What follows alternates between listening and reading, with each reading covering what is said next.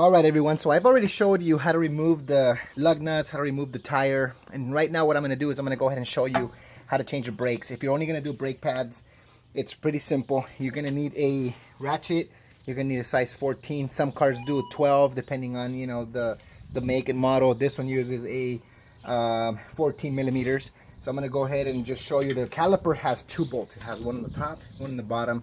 They don't go super tight because you don't want to strip them. They're usually pretty easy to remove. You're also going to be needing a brake spreader, and if you're going to be changing your rotor or turning it, which I recommend turning the rotor if it's turnable, or change it when you change your brakes. Some of these guys are like 30 bucks, 40 bucks. They're not that expensive, and you get the peace of mind they're brand new. Sometimes you get heat spots, the brakes wear uneven, that kind of thing, so definitely you want to do that. One of the things you're going to need is you're going to need a Phillips screwdriver, so you can go ahead and loosen up the screw on the rotor, one on the top, one on the bottom. Okay, that's just for the rotor, and then you're going to be able to loosen this up. This one, pretty simple. One hand, you hold it, another hand, tighten. When you want to go ahead and loosen it, you go ahead and you loosen. Again, remember, righty tighty, loosey, lefty loosey. So you're going to go ahead, in this case, we're going to loosen up. You're going to go 1, 2, and it shouldn't be too hard. Now you can do it with your hand.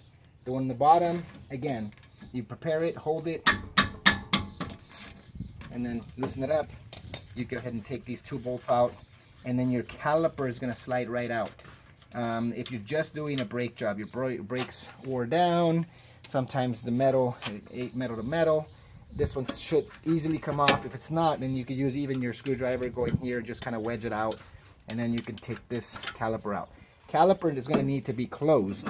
So what I do is I take either one of the brake pads, and I set it in the middle, and then I take my brake spreader. Brake spreader has adjustment, of course, so you're going to have to get that to the opening that you need.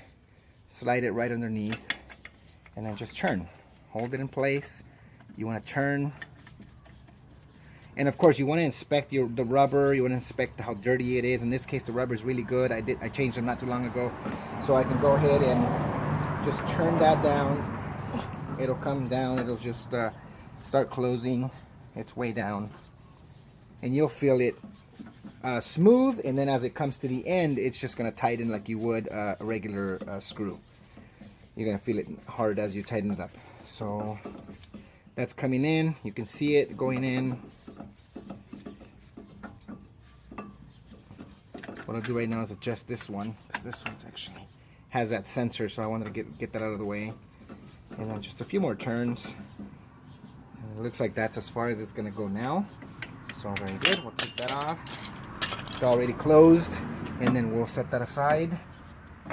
Now, if you wanted to just change your brake pads, then you would pull the brake pad out.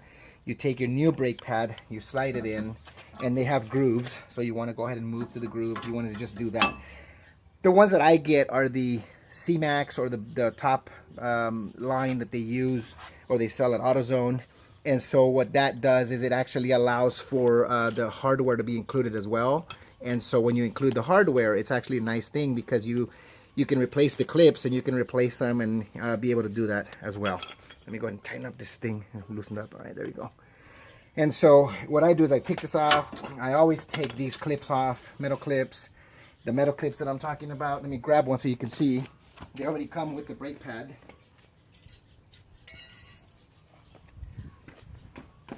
So here's a brand new clip, here's a used clip. They're identical, so all you do is you go ahead and slide them in the same way. And as you slide them in, they'll be nice and tight and snug, and then the brake pad goes in here. In this case, we're going to go a step beyond, and we're going to go ahead and remove the caliper holder and remove the rotor. We're going to swap this out. So what I'm going to do is I'm going to go ahead and use, you're going to need a ratchet with a size 17 socket. These normally are tighter. So this is where I recommend you perhaps using a breaker bar or a pipe. In my case, I have both. I have a pipe and I have a breaker bar with a 17 already ready. So I'm going to go ahead and just put this in here. And why? Again, breaker bars they have a lot of torque. They're easier to use. You don't have to do use a lot of strength or hurt yourself with the breaker bars. So nice and loose there. Again, you see that. You do put some force in there, but not so much like you would if you had a regular ratchet. So you always want to have a breaker bar or a pipe. Pipes are you know, you can make them in different sizes and do that. Once they're loose, then I go back to the small ratchet because that way I don't hit the fenders or anything. So these will be nice and easy.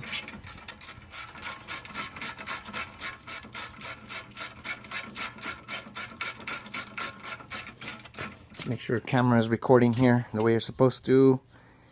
Turn it a little bit more. There you go. Okay. 17 bolt comes out with the washer. Make sure you don't lose the washer. That's a lock washer. This one may need a little bit more taps. There you go.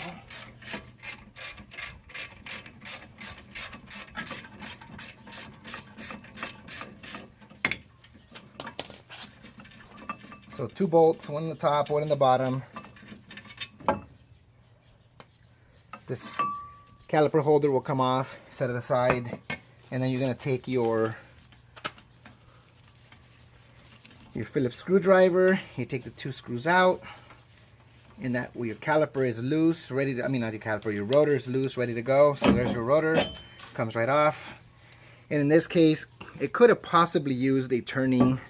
It's kind of the same thickness on both sides. When they turn, they start getting real thin.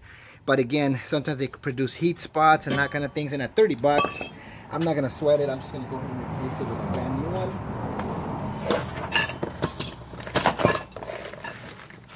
Because again, for 30 bucks, I'm going to pay maybe 10, 15 bucks to turn it.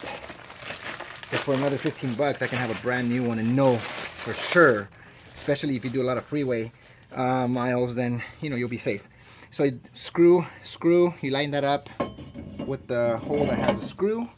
You take your Phillips screwdriver, and in this case, actually, oh hold on, I'm doing it wrong because you got to make sure that it's the groove that you're looking for.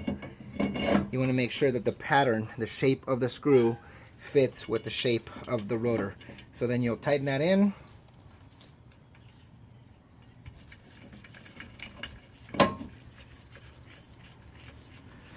Again, not too tight because you just want it to hold in place. The actual lug nuts are going to press this and not let it move. And now what you do is you put this one in, you put your bolts back in from the back, you tighten it up. Your brake pedals, your new brake pads are going to slide in with the new hardware like I showed you. The new clip is going to go in. When the new clip goes in, you're going to line up your new brake pads. And then once they're all nice and tight, you're going to take your caliper and you're going to slide this over, and then you're going to go ahead and look to tighten it. Now, one of the things that is important since you have this off is this is the part that's going to allow your brake piston to go up and down and slide back and forth. So what I do is I take this off and I just pull. I hold the rubber here and I pull this off. And then what we do is we want to put new grease in there, so just go ahead and fill that with grease and then put this back in and then slide it back and forth and play with it a little bit just so the grease is you know, it's nice and lubricated, and then the rubber part can go right over and it'll slide right in. And then this one again, you want to pull this one off from that rubber piece, and then again grease that goes in there, and then this piece now comes back in here. You could tighten it up. You could also do it once it's already bolted in case you forget.